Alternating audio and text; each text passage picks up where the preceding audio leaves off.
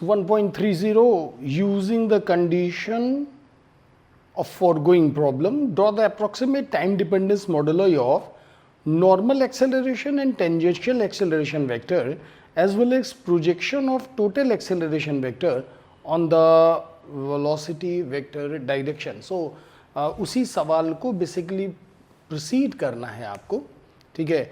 एक छोटा सा कॉन्सेप्ट आपको और बताऊंगा, ठीक है, जो कि जेई में पूछा जा चुका है, और ये वाला सवाल सॉल्व कराऊंगा, ठीक है. सो इट इज़ 1.30, ठीक है, इट इज़ 1.30, और यहाँ से ये देखिए हमने इसको बॉडी को प्रोजेक्ट किया, ठीक है. तो ये देखिए यहाँ से ऐसे करके आ गया, ठीक. और इसके बाद क्या हुआ, तो ये देखिए, सो दैट इज है, ठीक है. और फिर क्या हुआ, तो आपने बोला कुछ नहीं साहब, वो यू वेलोसिटी से आपने फेंका था तो वो ये है और एंगल थीटा है, ये देखिए. तो एक पहले तो जेई का सवाल समझ लीजिए, ठीक है. तो ये देखिए जेई एडवांस्ड की प्रॉब्लम है ये.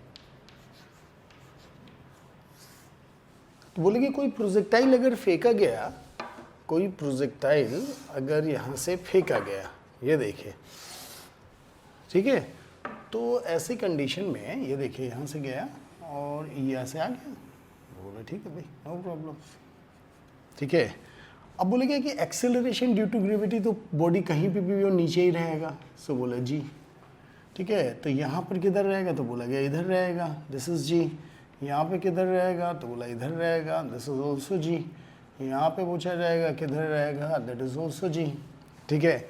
अब आपसे पूछा गया कि भाई ज़रा वेलोसिटी लिख दीजिए, तो आपने वेलोसिटी को बोला, ये देखिए. सो यहाँ पर वेलोसिटी ये आ गई, इस जगह पर बॉडी की वेलोसिटी ये आ गई, इस जगह पर बॉडी की वेलोसिटी ये आ गई, ठीक है ना. तो जो जी होता है ना, तो इसको देखना, अब इसका यूज़ करूँगा यहाँ पे. ये देखो ये एंगल कितना है, ये एंगल कितना है, और ये एंगल कितना है. तो बोलेगा ये एक्यूट एंगल है और ये 90 डिग्री है और ये ऑब्ट्यूज एंगल है. तो अगर एक्सेलरेशन ड्यू टू ग्रेविटी और वेलोसिटी के बीच में ऑब्ट्यूज एंगल है, तो इसका मतलब बॉडी ऊपर जा रही होगी. और अगर 90 डिग्री है तो इसका मतलब बॉडी टॉपमोस्ट पॉइंट पे होगी, ठीक है. और अगर एक्यूट एंगल है, इसका मतलब body is moving towards a downward direction. अभी इस सवाल में क्या हुआ, तो इसको पकड़ना, मैं ये वाली चीज़ को यहाँ बना रहा हूँ, ठीक है.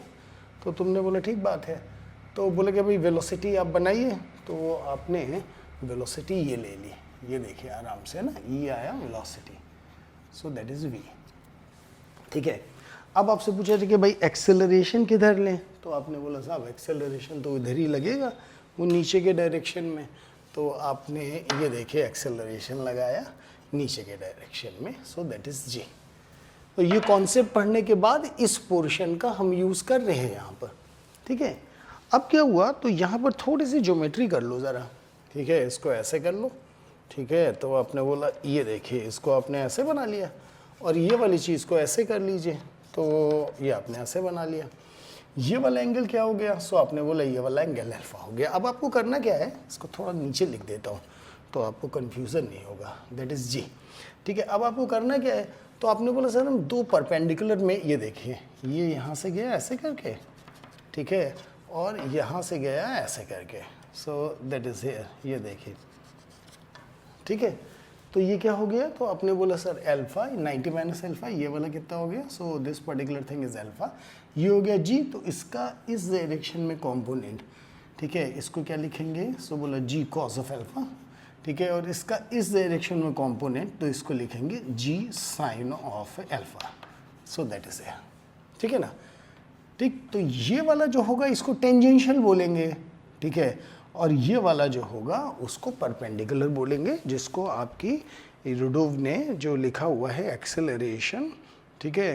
तो नॉर्मल ऐसा नाम दिया ना, ये देखो नॉर्मल, और दूसरा नाम दिया है टेंजेंशियल. सो ये हो गया टेंजेंशियल, ठीक है. तो अगर हम इसको लिखना चाहें, ठीक है, तो हम इधर लिख सकते हैं, यहाँ पे लिख देता हूँ कि ये देखिए टेंजेंशियल क्या हो गया, सो आपने बोला minus of g sine of alpha, ठीक है. हाँ, माने ये वाला कॉम्पोनेंट, ठीक है.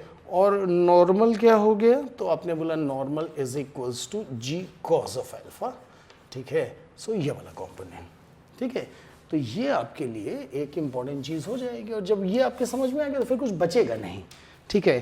तो बोलो भाई बचेगा कैसे नहीं, तो आपने बोला भाई यहाँ से शुरू करते हैं। तो इसकी इनिशियल वेलोसिटी v0 ले लिया गया, ये देखिए, ठीक है। बस ये v0 cos ऑफ थीटा हो गया, ठीक है, और ये हो गया v0 sin थीटा, ठीक है। ये देखिए this is v0 sin theta, ठीक है।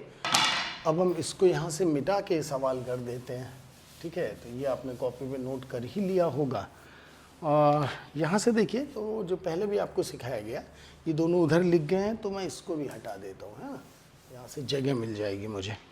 सो बोला कि भाई ये इनिशियल वेलोसिटी वेक्टर कितना हो गया, तो बोला गया v0 cos of theta and that is in the I direction plus of v0 sin of theta that is in the J direction. और एक्सेलरेशन कितना हो गया, so acceleration is equals to 0i plus of minus of G J, ठीक है। अब इसको हमने ऐसे मिला दिया, तो आपसे बोला गया velocity as a function of time कितना हुआ, तो आपने बोला that is v0 cos of theta, माने कोई एक्सेलरेशन नहीं है इसलिए यही रहा, और इसमें एक्सेलरेशन है तो ये कितना हो गया v0 sin of theta minus of G T, हाँ। So that is A, this is in the I direction and this is in the J direction, ठीक है। तो अभी मैग्नीट्यूड पूछेगा तो वो निकल के आ जाएगा, लेकिन हमको यहाँ पर मतलब अल्फा से है, तो tan ऑफ अल्फा कितना हो जाएगा, सो आपने बोला v0 sin of theta minus of G T divided by, ठीक, कितना हो गया v0 cos of theta, so that is A, and this is the value of tan of theta, ठीक है, हाँ, tan ऑफ अल्फा रादर, ठीक है। तो अब बस यही है कि आपको यहाँ से tan अल्फा की मदद से यहाँ पे sin अल्फा निकालना है और cos अल्फा निकालना है।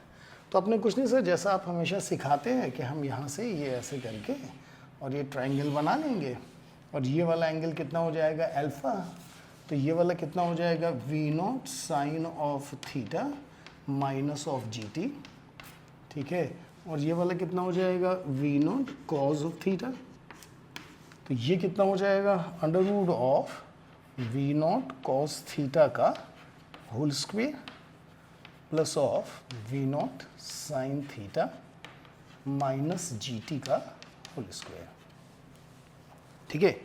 जब इतना हो जाएगा तो क्या किया जाएगा, तो आपने बोला क्या ही किया जाएगा, यहाँ से sin अल्फा की वैल्यू निकालिएगा।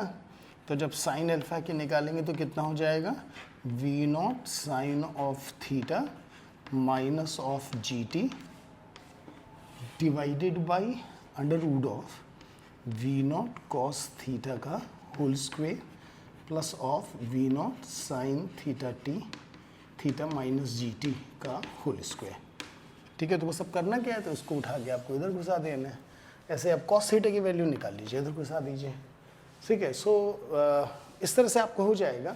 बस ध्यान रखिएगा ये एक्सेलरेशन ड्यू टू ग्रेविटी है, इसको दो कॉम्पोनेंट में रिजॉल्व कर दिया गया, ये टेंजेंशियल डायरेक्शन और ये परपेंडिकुलर डायरेक्शन। आपने सॉल्व किया, find the answer in this idea 1.3430 इरिडोम।